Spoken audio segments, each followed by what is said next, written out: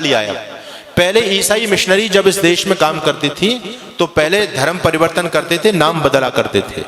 अब वो लोग भी सतर्क और सावधान हो गए। वो लोग अब नाम नहीं बदलते, क्योंकि नाम बदलेंगे तो लोगों की आंख खुल जाएंगी, अरे हमारे इतने भाई कन्वर्ट हो गए, ईसाई बन गए। तो नाम वही रखते हैं लेकिन अंदर से धर्म परिवर्तन करा देते हैं, जिससे हम लोग गफलत में सोते रहे। आप लोगों ने छत्तीसगढ़ के मुख्यमंत्री होते थे, नाम था अजीत जोगी। नाम सुनकर के आपको क्या लगता है जी, कौन होगा? अजीत जोगी। आपको लगेगा कि हमारे आदित्यनाथ योगी का ही भाई होगा अजीत जोगी को। नाम हिंदुओं जैसा उस व्यक्ति का, लेकिन व्यक्ति कौन था? ईसाई, पक्का ईसाई। उस व्यक्ति ने सत्ता में रहते रहते लाखों लोगों को कन्वर्ट किया, और जब वो व्यक्ति मर गया तो ईसाई रीति रिवाज के द्वारा उसको दफनाया गया, उसका अंतिम क्रियाकलाप किया गया। मैं आपको बताना चाहता हूं, पंजाब के मुख्यमंत्री होते थे चरणजीत सिंह चन्नी, स्वाफा भी बांधते थे, साफा लगते थे, सरदार जी हैं, लेकिन कौन थे? क्रिश्चियन। यानी हम लोगों को गफलत में रखने के लिए। और मैं कहना चाहता हूं आपसे, एक व्यक्ति है इस देश में जिसको हमारे बहुत सारे भाई बंधु देश का प्रधानमंत्री बनाना चाहते हैं। नाम क्या है जी? राहुल गांधी। ठीक है, हो सकता मेरी बात से लोगों को कुछ मिर्च भी लगे। नाम है राहुल गांधी, लेकिन कौन है? धर्म से बताओ मुझे, क्या धर्म है उस व्यक्ति का? है वो ना मुसलमान ना ईसाई, वो तो वर्ण संकर खिचड़ी है। उसके दादा परदादा कभी मुसलमान थे, फिर उसकी माँ ईसाई थी, वो हिंदू तो है ही नहीं।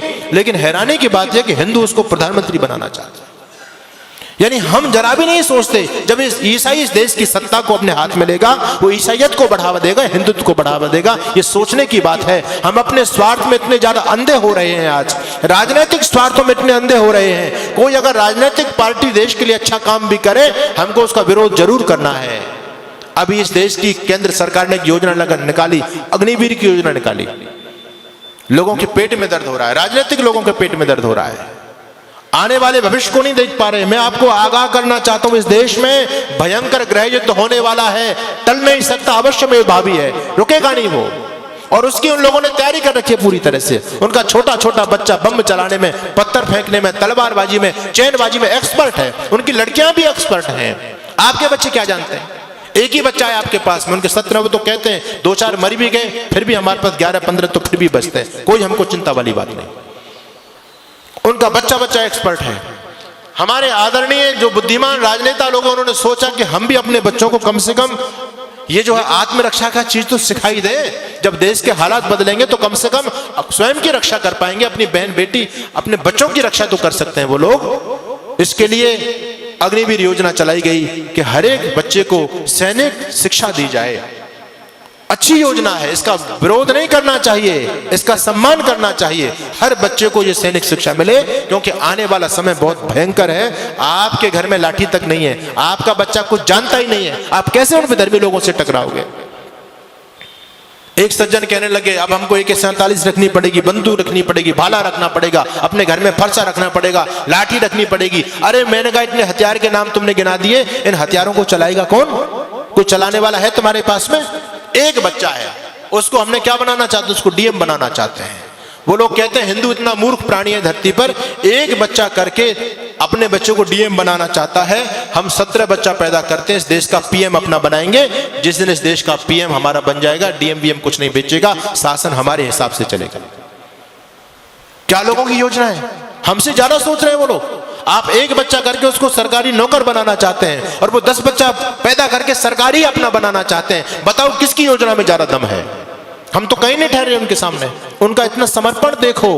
आपको मैं धन्यवाद करूंगा कि आज हमारे नौजवानों की संख्या है, यहाँ बच्चे भी आते हैं, बहुत कम उपस्थिति में आते हैं, लेकिन उनकी मस्जिद के अंदर आप जाकर के देखो कितने नौजवानों की फौज है वहां, क्योंकि वो उस काम को कंपलसरी समझते हैं। हम इस धर्म कर्म को, सत्संग को कंपलसरी नहीं समझते। हम तो ये समझते हैं ये हमारे काम का, बच्चों का क्या काम है इसमें, स्वयं हाथ हिलाते हुए चले आते हैं। लेकिन वो लोग सारे के सारे समर्पित है अपने मिशन के लिए।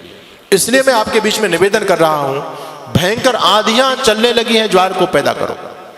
मैं तो एक बात कहता हूं साहब, अब भाईचारे की बात बंद कर दो। अपने वजूद को, अस्तित्व को बचाना चाहते हो तो अब कट्टरता अपने अंदर पैदा करो।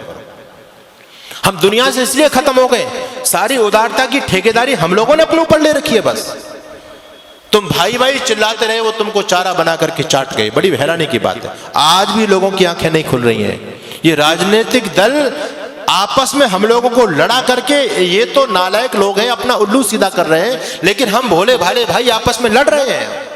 उनके षड्यंत्र को नहीं समझ पा रहे हम पूरी तरह से। आप लोगों को अभी उदयपुर में जो हुआ, एक केवल ट्रेलर देखा है, फिल्म चलनी बाकी है। द कश्मीर फाइल आपने देखी है, ये 30 साल पहली घटना है। अगर इसी प्रकार से सोते रहे तो 30 साल बाद देखना गली गली में कश्मीर फाइल चलेगी। अभी उनकी आबादी केवल 25% है सरकारी आंकड़े के हिसाब से, और 25% रहने के बावजूद भी वो आपको सड़कों पर नहीं निकलने देते। रामनवमी का जुलूस नहीं निकाल सकते आप, हनुमान जयंती का जुलूस नहीं निकाल सकते आप। निकालने का प्रयास किया, क्या स्थिति हुई। आपके राजस्थान में बहुत सारे जिले हैं, आप वहां जाकर के देख लीजिए। हम 26 जनवरी 15 अगस्त पर तिरंगा यात्रा नहीं निकाल सकते। अभी वो केवल 25% है, तब आपको सड़क पर नहीं निकलने दे रहे हैं। जिस दिन 40 और 50% हो जाएंगे, आप लोग क्या सोचते हैं कि आपको अपने घर में रहने देंगे? वो संभव ही नहीं है। अपने